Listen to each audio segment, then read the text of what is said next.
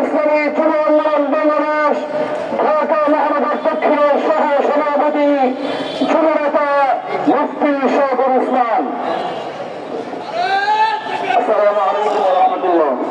আলহামদুলিল্লাহ ওয়াহদাহ ওয়াসসালাতু ওয়াসসালামু আলা মান লা নাবিয়্যা বা'দা আম্মা বা'দ। সংগ্রামী সাথী বন্ধুগণ, ইসলামী আন্দোলন বাংলাদেশ ঢাকা মহানগর উত্তর ও দক্ষিণের উদ্যোগে আয়োজিত আজকের এই ফ্যাসিস্ট গণহত্যাকারী আওয়ামী লীগকে নিষিদ্ধ করার দাবিতে